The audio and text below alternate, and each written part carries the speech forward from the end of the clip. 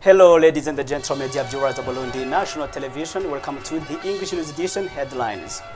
As yesterday, Burundi joined to the rest of the world to celebrate the International Labour Day. The International Labour Day in Ngozi province. The ceremony was graced by the presence of the first Prime Minister, Gervais Ndirakobucha. He carried the message of His Excellency President Evariste Ndayishimiye. The Seni brought together representatives of different political parties and the independents who will participate in the June elections. The technical aspects of the organizing and official opening of the electoral campaign on May 9th in Gitega province, and to inform on the postponement of the voter registration card correction schedule from May 12 to 14. Well, among the discussions. Welcome, dear viewers of Burundi National Television. As I informed you in the headlines, now details. As yesterday, Burundi joined to the rest of the world to celebrate the International Labour Day in Ngozi province. The ceremonies celebrating that day were graced by the presence of the first Prime Minister, Gervais Ndirakobucha. He delivered the message from the President of Burundi, His Excellency Evariste Ndayishimiye, to the people of Ngozi, a speech that the President had delivered this Wednesday. Gautier Gatogato has more. The International Workers' Day celebrations in Ngozi province were graced by Prime Minister Gervais Ndirakobucha. The event began with an extensive parade featuring participants from various sectors, including government employees, private sector workers, associations, cooperatives, banks, microfinance institutions, and motorcycle taxi operators. Many participants carried banners showcasing their activities, while others displayed products resulting from their work. The parade lasted approximately 2 hours, reflecting the significant turnout from the local population.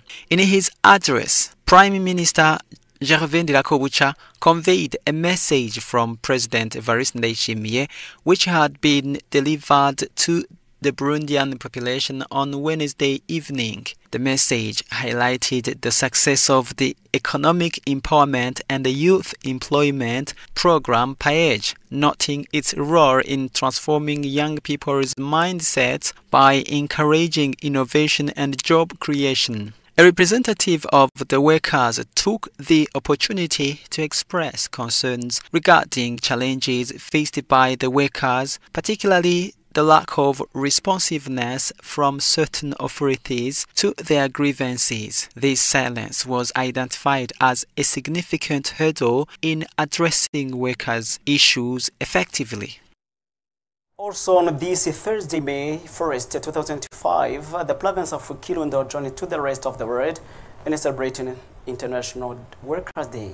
The festivity took place at Bushaza Stadium, where Sabine Ntakarutimana, a Vice President of the National Assembly, attended the government's envoy to deliver the President of the Republic's message to the people of Kirundo. Now, Jiva Ndayishimiye has more. The ceremonies for the International Labour Day began in famous at the Kanyinya Parish.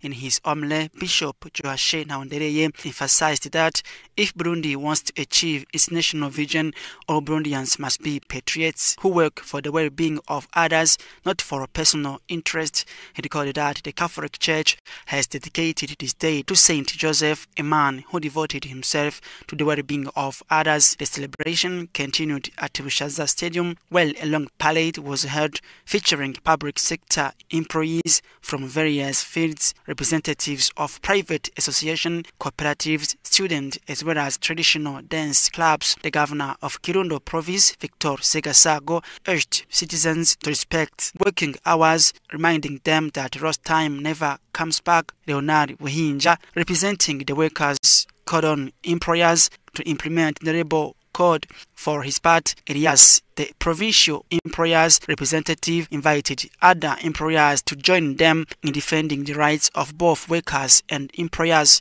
In her speech, the Vice President of National Assembly, Sabine Ntakarutimana, stressed that nowadays no Burundian can claim to lack something to do. She urged people to abandon the negative attitude of underestimating work. Festivities ended with traditional Inhore dances.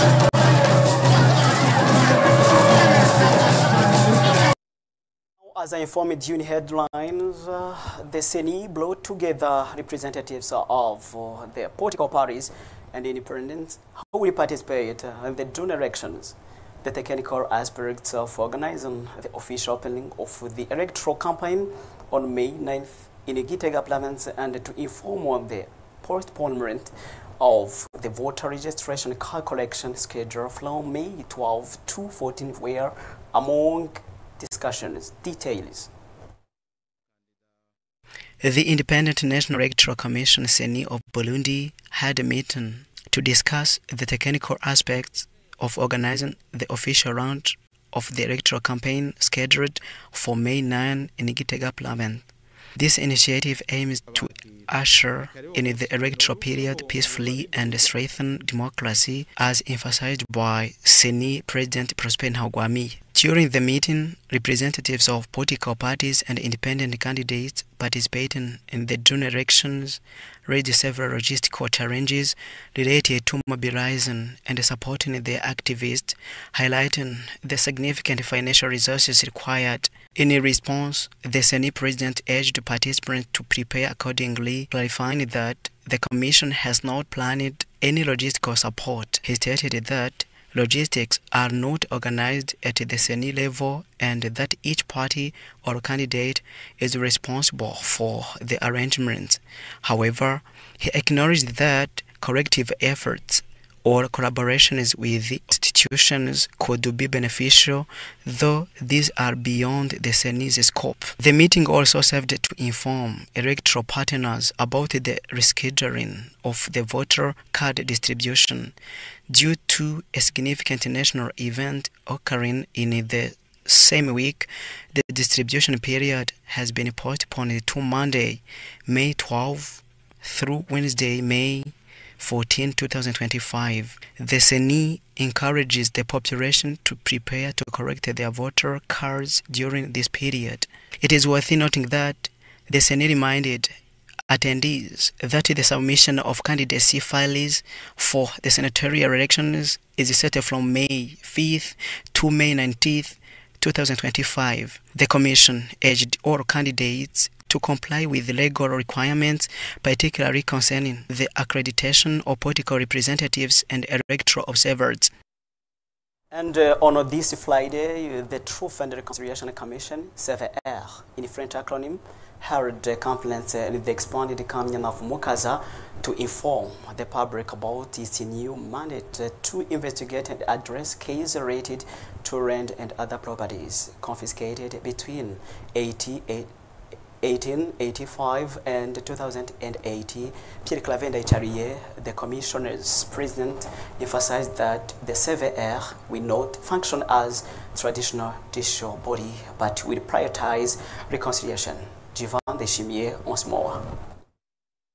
As stated by Pierre Clavenda Icharie, the President of the Truth and the Reconciliation Commission, CVR, the Commission has recently been assigned a new mandate to handle cases related to properties that were dispossessed between 1885 and 2008. Pierre Clavenda Icharie emphasized that CVR will not operate like a traditional court of justice, instead to conduct investigations and inquiries to uncover the truth about the dispossessed properties and facilitate reconciliation between the rightful owners and the current possessors. He explained that the Truth and Reconciliation Commission will not put individuals on a trial like in the court. Rather, it will bring people together in the context of mediation, reconciliation, and the sharing of the newly uncovered truth. Participants had the opportunity to express their concerns regarding the search for truth, particularly the risk of malicious people providing false testimony to claim someone else's property. In response, the president of the CVR reassured them that the commission will work closely with the local people to ensure the truth is established. To successfully carry out this mission, the CVR has appointed provincial representatives in the newly created provinces of the country. To end this news, residents of the area located between the Nyakabiga and the Jabe neighborhoods are facing a serious threat from a ravine that has formed near Avenue de l'Imprimerie. According to the population, this ravine is the result of intense runoff water pressure coming from the Kididi and the Vugizo areas. In response to this danger, the residents of are urgently calling on the relevant authorities to take immediate action to secure the homes in the area as well as the Avenue de l'Imprimerie. Joseph Murinda Jambo has more. This is a rapidly expanding ravine threatening homes located in the area separating the Nyakabiga and the Jabe neighborhoods, especially near Avenue de l'Imprimerie. According to local residents, the ravine continues to widen each day and has already swept away part of a resident's fence. The residents attribute the formation of the ravine to the heavy pressure of runoff water flowing from the Kiriri and Vugizo areas toward this part of the city. This intense water flow is causing alarming rates of soil erosion and land collapse. They reported that the issue had already been brought to the attention of the relevant authorities, particularly the General Directorate for Disaster Prevention and Management. In response, a technical team was dispatched to the site to assess the situation. The team later submitted its report to the General Commissariat of the Burundian Office of Housing, Obuha. Deogracias Nyondanzi, one of the residents directly affected, stated that the ravine worsened suddenly in the early hours of Sunday around 1 a.m. when part of his fence was washed away. His house is now at a risk of collapsing, with visible cracks already appearing in the structure. This resident is urging the competent authorities to take immediate action to protect the homes in the area and Avenue de l'Imprimerie. He also calls on the government to properly maintain the drainage systems that channel runoff water from various parts of Bujumbura to the rivers in order to prevent the formation of additional ravines. Thank you, dear viewers, for your attention. Keep watching us. This is the end of One News Edition. Bye-bye.